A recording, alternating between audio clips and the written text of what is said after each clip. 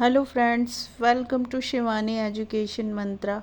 आज हम लोग एलडी ग्रेड टीजीटी पीजीटी और BPSC TGT PGT art practice set series में आगे बढ़ेंगे। आज हम लोग 61 से लेके 85 क्वेश्चन नंबर तक कवर करेंगे। तो जल्दी जल्दी से आप लोग ऑनलाइन आ जाइए और ये प्रैक्टिस सेट लगाइए और देखिए किसकी तैयारी कितनी है, और अपने अपने स्कोर आप लोग कमेंट बॉक्स में ज़रूर बताइएगा। ये क्लास आप लोगों की रोज़ाना शाम की 7 बजे होती है। तो देर नहीं करते हैं, शुरू करते हैं आज का ये प्रैक्टिस सीरीज़। ठीक है, और आप लोग अपने अपने आंसर कमेंट बॉक्स में देते जाइएगा। इससे ये पता चलता है कि किसकी तैयारी कितनी है और आप कंपटीशन में कहाँ तक पहुँचे हैं। ठीक है, तो टाइम वेस्ट नहीं करते हैं, शुरू करते हैं आज का प्रैक्टिस सीरीज़। पहला क्वेश्चन है, निम्नलिखित में से किन रंगों को मिलाकर नारंगी रंग बनेगा? आपके ऑप्शंस हैं हरा एवं लाल, पीला एवं नीला, पीला एवं लाल, लाल एवं नीला। अपने अपने आंसर कमेंट बॉक्स में देते जाइए। कलर से बहुत सारे क्वेश्चंस बनते हैं। आंसर देखते हैं, निम्नलिखित में से किन रंगों से नारंगी रंग बनेगा? तो नारंगी रंग बनेगा ऑप्शन नंबर 3, पीला एवं लाल से। किससे? पीला, लाल, नारंगी। ठीक है, तो राइट आंसर हो जाएगा ऑप्शन नंबर 3, पीला एवं लाल। नेक्स्ट क्वेश्चन है, चित्र में प्राण आता है। आपके ऑप्शन है रंग से, रेखा से, लय से, उक्त सभी से। चित्र में प्राण किससे आता है? राइट आंसर हो जाएगा ऑप्शन नंबर 4, ऑप्शन नंबर 4, उक्त सभी से। एक चित्र को पूर्ण करने के लिए हमें सभी चीज़ों की ज़रूरत होती है। बिना रेखा के चित्र नहीं बनेगा। ठीक है, रंग भरने से उसकी सुंदरता बढ़ेगी और सही जगह पे सही रंग भरने से यानी लय से उसमें प्राण आ जाएगा। अब हम लोग आँख का रंग काला की जगह लाल तो नहीं कर सकते हैं, या बाल का कलर जो है उसे हम पीला नहीं कर सकते हैं। ठीक है, तो उसी को कहते हैं चित्र में प्राण आता है। किससे? जब उसमें सही रेखा से उसको चित्रित किया गया है, तभी तो हम समझ जाएंगे कि ये किस चीज़ का चित्र है। तो रेखा भी ज़रूरी है, उसमें उस सुंदरता को लाने के लिए उसमें हमें रंग भरना भी ज़रूरी है, और रंग सही से भरने के लिए हमें उसमें लय की ज़रूरत होती है कि कहाँ से कौन से रंग भरने हैं। तो क्या उक्त सभी से इस राइट आंसर 4। नेक्स्ट क्वेश्चन देखते हैं, दो बिंदुओं के बीच की दूरी कहलाती है क्षय वृद्धि, पोत, रेखा, रूप। क्या कहलाती है? दो बिंदुओं के बीच की दूरी कहलाती है क्षय वृद्धि, पोत, रेखा, रूप। तो राइट आंसर हो जाएगा ऑप्शन नंबर 3, रेखा। ठीक है, दो बिंदुओं की दूरी। ठीक है, दो बिंदुओं की दूरी क्या रेखा कहलाती है। ठीक है, भावों को चाक्षुष रूपों में अथवा विचारों को चित्रात्मक रूपों में व्यक्त करने की मानवीय इच्छा ने ही रेखा को जन्म दिया। गति से बिंदुओं को अंकित करने में रेखा की सृष्टि होती है, और ये क्या है? यह कला का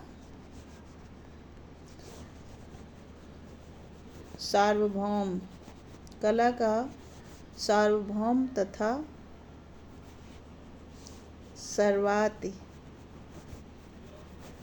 सर्वाति प्राचीन माध्यम है।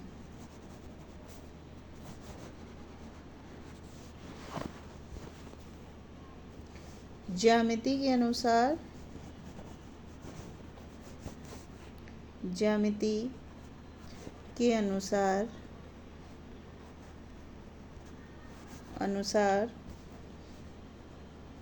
दो बिंदुओं के बीच की दूरी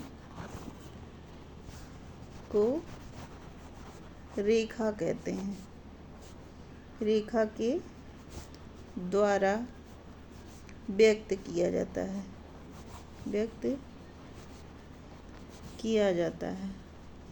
ठीक है, तो राइट आंसर हो जाएगा ऑप्शन नंबर 3 रेखा। नेक्स्ट क्वेश्चन है, लाल रंग किसका प्रतीक है? आपके ऑप्शन है घृणा, प्रेम, शांति, पराक्रम। तो लाल रंग किसका प्रतीक है? जल्दी जल्दी से कमेंट बॉक्स में आंसर कीजिए। लाल रंग किसका प्रतीक है?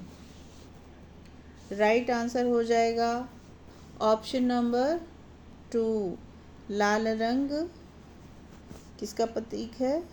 प्रेम का। लाल रंग प्रेम का प्रतीक है। और सफ़ेद रंग किसका प्रतीक है? सफ़ेद रंग किसका प्रतीक है? शांति का। शांति का प्रतीक है सफ़ेद रंग। तो ये क्वेश्चन भी पूछता है हरा रंग किसका प्रतीक है? लाल रंग, नीला रंग, ठीक है, काला रंग। तो ये आप लोग याद रखेंगे, इस रंग से भी क्वेश्चंस बनते हैं। तो राइट आंसर हो जाएगा ऑप्शन नंबर 2 प्रेम। नेक्स्ट क्वेश्चन देखते हैं, चित्र में कर्णवत रेखाएं किस मनोभाव को व्यक्त करती है? आपके ऑप्शंस हैं उदासी, व्याकुलता, उलझन, अनिश्चितता। किसको व्यक्त करते हैं? राइट आंसर हो जाएगा ऑप्शन नंबर 2 व्याकुलता। किसको व्यक्त करते हैं? व्याकुलता को। ठीक है, आड़ी रेखा को क्या कहते हैं? कर्णवत रेखा कहते हैं। कर्णवत रेखा कहते हैं। ठीक है, इस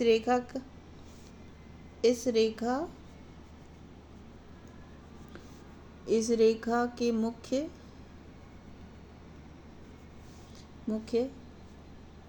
प्रभाव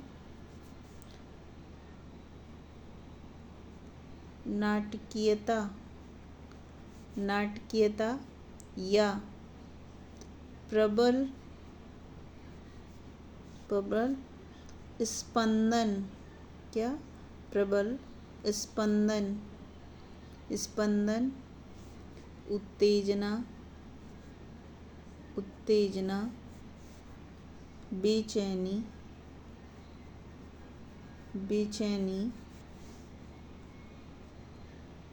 तथा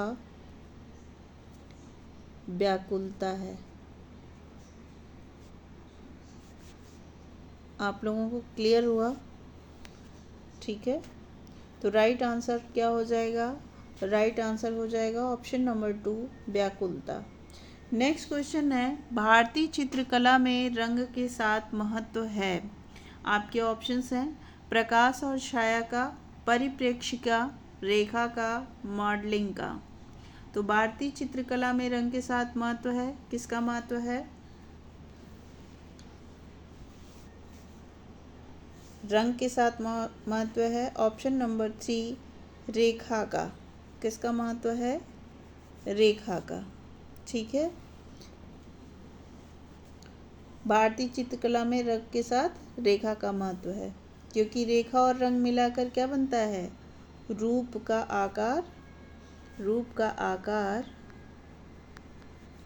निर्मित होता है। ठीक है, बिना रेखा के रूप का आकार निर्मित नहीं होगा। नेक्स्ट क्वेश्चन है, चित्रकला में अधिक विकास किसका महत्व है? आपके ऑप्शन है प्रकृति, रेखा, रंग, परिप्रेक्ष्य। तो चित्रकला में सबसे ज़्यादा महत्व किसका है? चित्रकला में सबसे अधिक महत्व किसका है?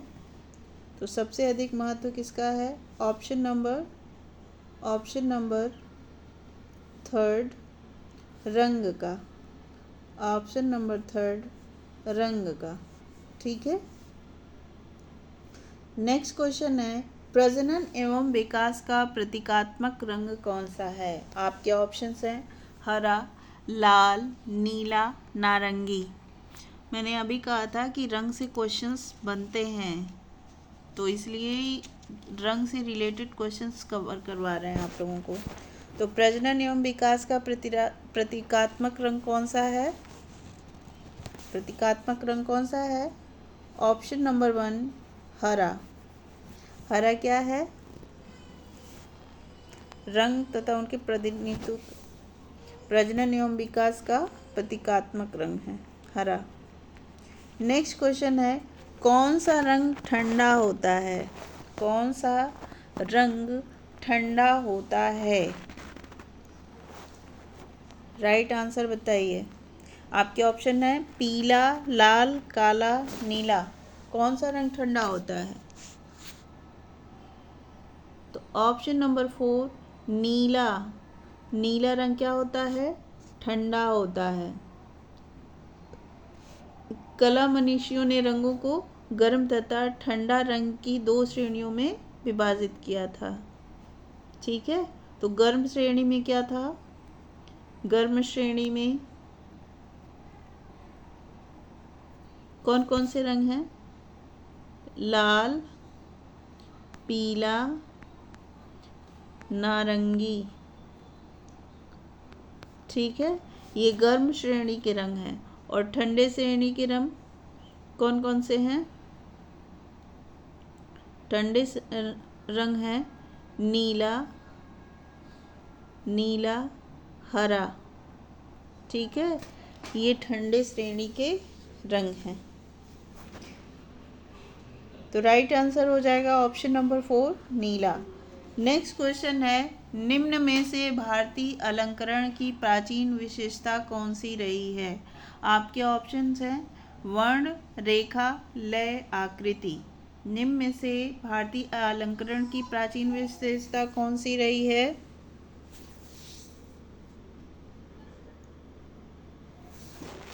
ऑप्शन नंबर 2 रेखा। तो भारतीय अलंकरण की प्राचीन विशेषता रही है रेखा।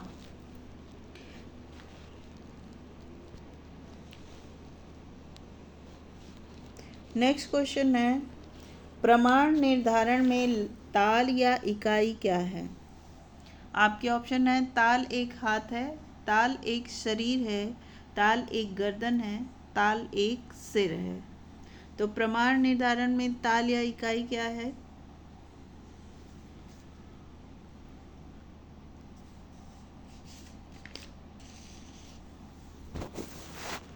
ताल एक सिर है। ऑप्शन नंबर 4 ताल एक क्या है? सिर है। चलिए इसके बारे में देख लेते हैं। संयोजन के सिद्धांत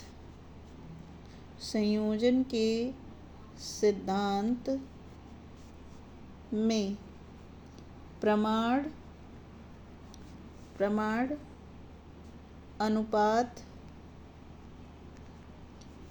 अनुपात को प्रकट करता है। क्या करता है?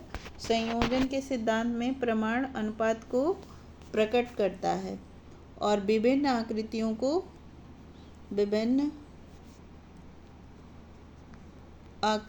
को क्या करता है? सही ज्ञान क्या कहलाता है? प्रमाण कहलाता है। ठीक है। प्रमाण की दृष्टि से कला आचार्यों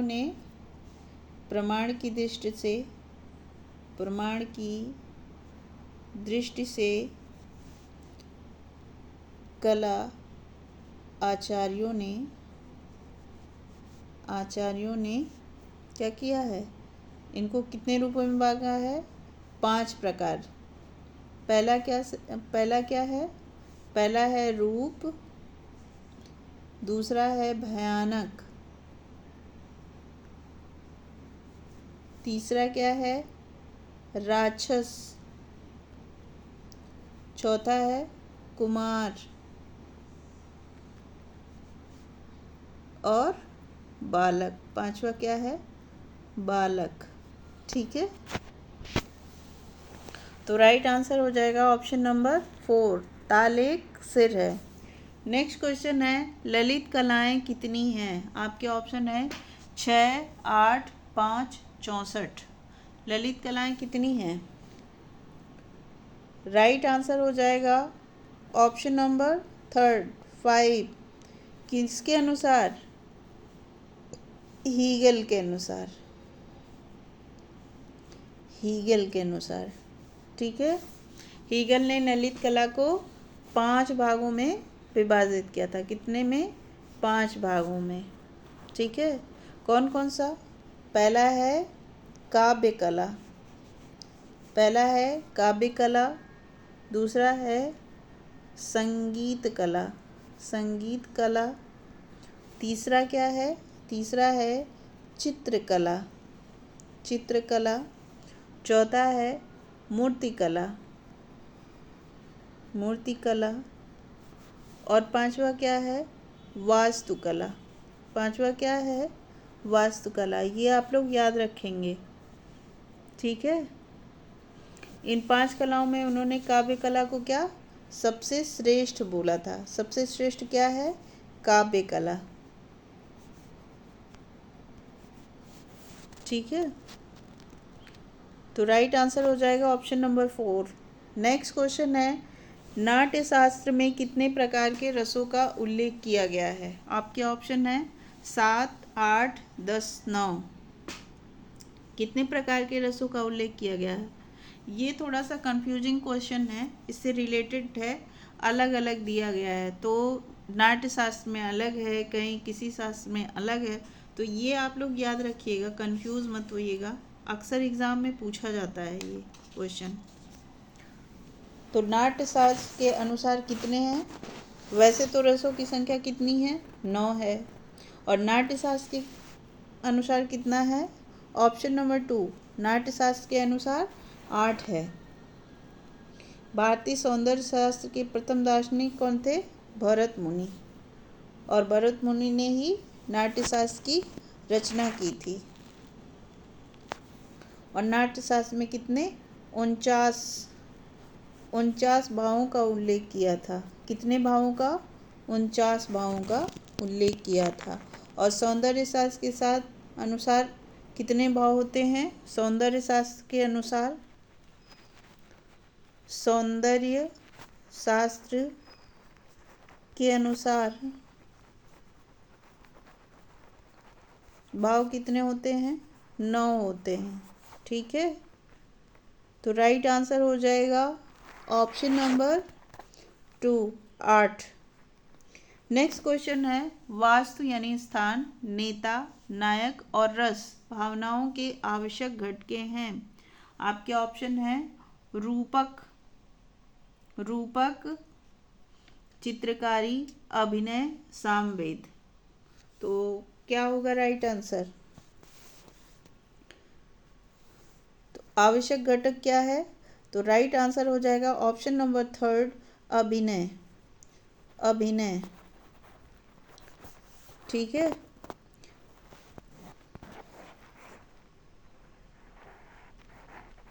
नेक्स्ट क्वेश्चन है रस सिद्धांत के प्रसिद्ध व्याख्याकार को पहचानिए।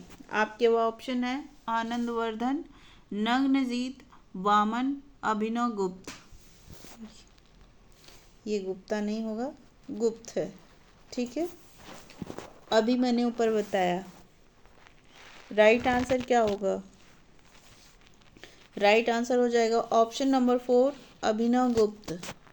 ऑप्शन नंबर 4, अभिनव गुप्त। रस सिद्धांत के प्रसिद्ध व्याख्याकार और हैं अभिनव गुप्त। भरत मुनि के पश्चात रस सिद्धांत का प्रतिपादन अभिनव गुप्त ने किया था। नेक्स्ट क्वेश्चन देखते हैं प्राचीन भारतीय चित्रकला के षडंग में अनुपात के लिए निम्नलिखित में से किस शब्द का प्रयोग किया गया है? आपके ऑप्शन है भाव, प्रमाण, वर्णिका भंग, लावण्य योजना। भाव, प्रमाण, वर्णिका भंग, लावण्य योजना। राइट आंसर क्या हो जाएगा? राइट आंसर हो जाएगा ऑप्शन नंबर 2 प्रमाण। क्या हो जाएगा? ऑप्शन नंबर 2 प्रमाण। तो प्राचीन भारतीय चित्रकला के षडंग में अनुपात के लिए प्रमाण शब्द का प्रयोग किया गया है। ठीक है। और चित्रकला के 6 अंगों में प्रमाण का क्रम किस स्थान पर है? दूसरे स्थान पर है प्रमाण का। ठीक है। प्रमाण ठीक, अनुपात, नाप तथा बनावट। प्रमाण को कौन सा सिद्धांत कहा जाता है? संबद्धता का। किसका? संबद्धता का सिद्धांत। ठीक है। नेक्स्ट क्वेश्चन देखते हैं। वेदों की कुल संख्या कितनी है? आपके ऑप्शन है 2, 4, 8, 7। तो राइट आंसर हो जाएगा ऑप्शन नंबर 2 4। कौन कौन से? पहला कौन सा है? ऋग्वेद। ऋग्वेद। दूसरा है अथर्ववेद। तीसरा है सामवेद।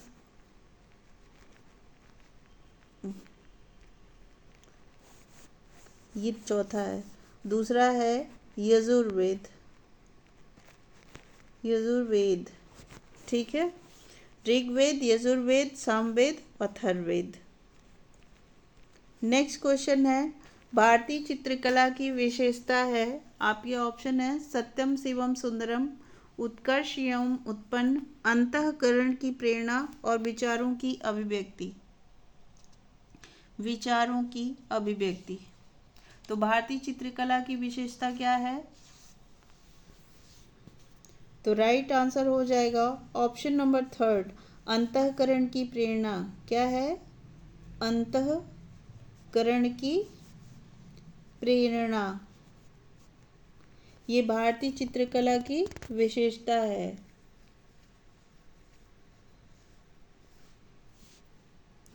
नेक्स्ट क्वेश्चन देखते हैं। षडंग के अंतर्गत क्या है? आपके ऑप्शन है तान, संतुलन, सादृश्य, पोत। तो षडंग के अंतर्गत क्या है? राइट आंसर हो जाएगा ऑप्शन नंबर 3 सादृश्य। सादृश्य।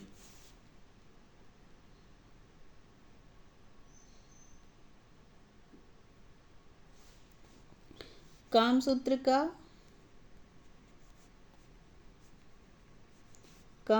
की टीका करते हुए। अच्छा, कामसूत्र की टीका किसने लिखी थी? लेखक कौन है? यशोधर पंडित। कौन है? यशोधर पंडित। ठीक है।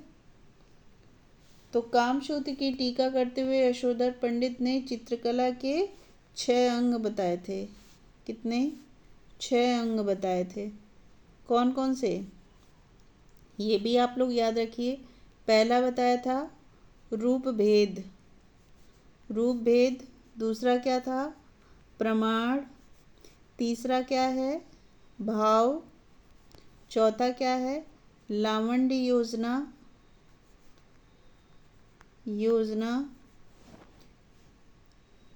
1 2 3 4। पांचवा क्या है? सादृश्य। क्या है? सादृश्य। ठीक। और छठा क्या है? वर्णिका भंग। क्या है? वर्णिका भंग। ये आप लोग याद रखिएगा, अक्सर एग्जाम में क्रम पूछ देता है। तो षडंग के अंतर्गत क्या है? षडंग के अंतर्गत क्या है? सादृश्य। ये छठवां है। ठीक है। राइट आंसर हो जाएगा ऑप्शन नंबर 3। नेक्स्ट क्वेश्चन देखते हैं। विष्णु धर्मोत्तर पुराण किस काल का है? आपके ऑप्शन है मौर्य काल, गुप्त काल, शुंग काल, कुषाण काल। तो विष्णु धर्मोत्तर काल किस काल का है? राइट आंसर हो जाएगा ऑप्शन नंबर 2 गुप्त काल का है। गुप्त काल। विष्णु धर्मोत्तर पुराण गुप्त काल से संबंधित ग्रंथ है। भारतीय चित्रकला की पौराणिक परंपरा की प्रदर्शित करने वाला विष्णु धर्मोत्तर पुराण ईसा की 4वीं-5वीं सदी की रचना मानी जाती है। तो राइट आंसर हो जाएगा ऑप्शन नंबर 2 गुप्त काल। नेक्स्ट क्वेश्चन है, चित्र लक्षणम की रचना किसके द्वारा की गई थी? किसके द्वारा की गई चित्र लक्षणम?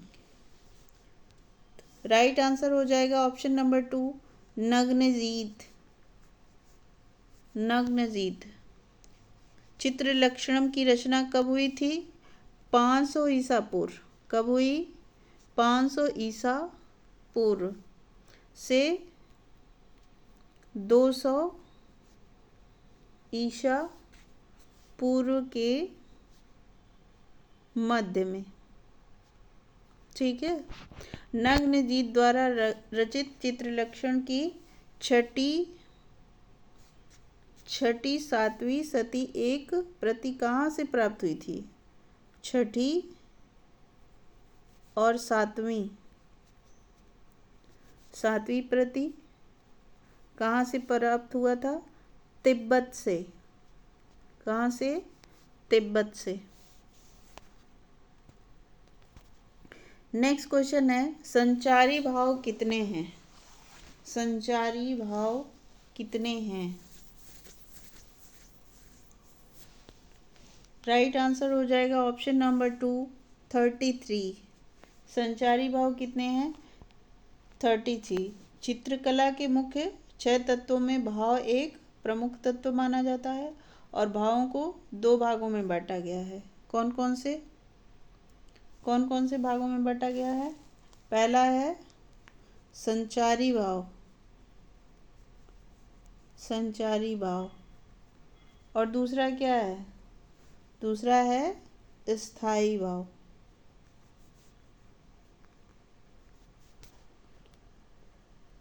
नेक्स्ट क्वेश्चन है, वह कौन सा तत्व है जिसके अभाव में चित्र रचना संभव नहीं है?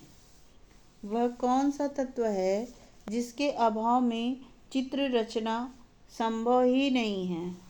तो राइट आंसर हो जाएगा ऑप्शन नंबर, एक सेकेंड, ऑप्शन हैं रेखा, रंग, रूप, धरातल।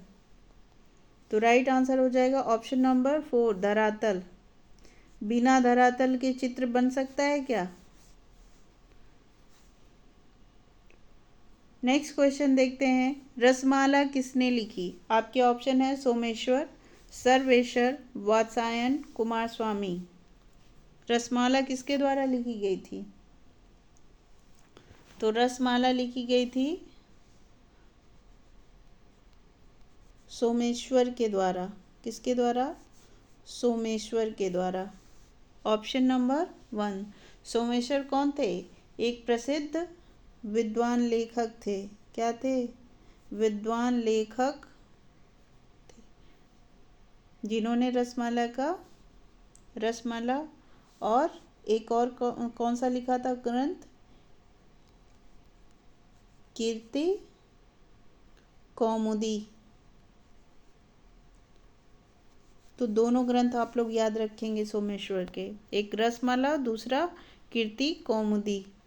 नेक्स्ट क्वेश्चन, लास्ट क्वेश्चन, शांत रस पहली बार किसने प्रस्तुत किया? शांत रस पहली बार किसने प्रस्तुत किया था? आपके ऑप्शन हैं भरत मुनि, वात्सायन, मार्कंडेय मुनि और अभिनव गुप्त।